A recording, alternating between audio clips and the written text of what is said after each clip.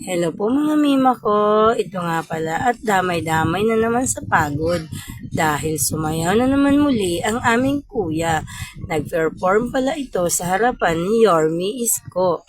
Ayan, kung kaya lahat na naman ay pagod simula kay mami at pati na dyan sa bunso na yan. Ayan, di na nga pala ako makahinga niya ng maayos, sinihingal na ako dahil sa pagod.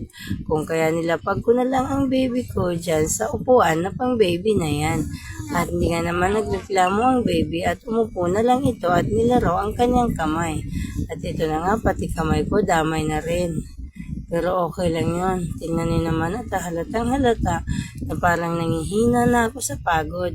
Pero okay lang yun. At least ngayon nakaupo na. At ito na nga ang tatlong na to, nangungulit na. Dahil hindi na makapag-antay sa kanilang order. Ito na nga, akala naman ng isang to, pinipicturean kung kaya panayang post. Tingnan nyo, wala siyang kaalam-alam na binibidyohan ko na pala. At itong isang to mukhang nakahalata at nagtatago-taguan pa. Ayan, tinatago niya ang kanyang mukha, mahihain pala yan. Ayan, at ito na rin ang bunso na to na parang naiinitan na o nangangalay na. Hindi ko alam dahil di pa naman marunong magsalita ang baby ko. Pero alam ko hindi na siya komportable dahil parang naiiyak na. O baka nakukulitan na sa kanyang kuya sa kanyang likuran na sobrang kulit. Ang kulit-kulit na naman kasi ng kuya na yan. Yan ang aming pangalawang si Jam Jam. Survivor pala yan. Kung kaya naging ganyan kakulit yan dahil sa pangungusintin ng kanyang mama. Ayan, love na love kasi ni mama niya yan nung maliit pa yan. At syempre hanggang ngayon, survivor namin yan eh. Pero lahat naman sila, love na love ko. E syempre, lahat naman yan, anak ko, survivor man yan o hindi. Pero dahil masyadong binibig si survivor, kung kaya't ganun kakulit. Ito na nga, nagutom na nga pala ang baby at dumede.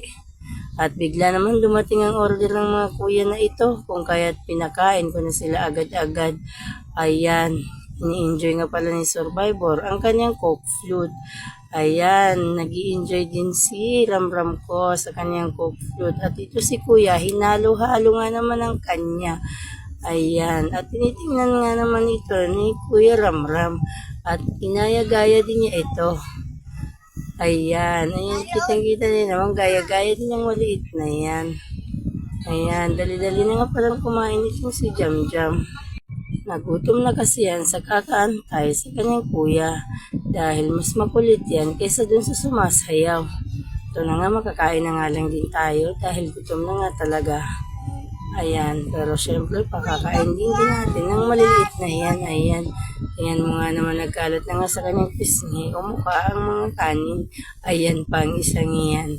Ayan, masigla na sila ulit dahil sila ay kumakain na. At alam nila na hindi na sila mapapagod dahil pauwi na kami. Ang hirap nga naman mag-antay nang hindi ka nakaupo. Nakatayo ka lang habang nanonood at nagbibidyo-video ng kanilang sayaw. At ito na nga at paubos na ang pagkain nito ni kuya. Hindi na nakontento at kinamay na. Ayan, ay mahilig nga pala magkamay itong aming kuya. Kung kaya kahit saan kumain ito ay kinakamay.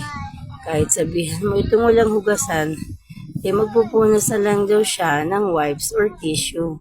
Kung anong available, yun ang ginagawa niyang pamunas. Ayan. Dahil hindi daw siya nabubusog sa pagkukutsara dahil nasanay ito magkamay. Ito na nga, kakainin na natin itong tira ni Baby Ramram ko. Ayan na. Ayan, ayaw na kasing ubusin, hindi kay mama na lang. Ayan, ubos ka ngayon sa akin. Wala na Ramram ko, ubos na yung pagkain mo, kinain mo ng malaking pusa. Ayan, ubos na pala at sila'y uuwi na. Dahil tapos na sila kumain. Bye-bye!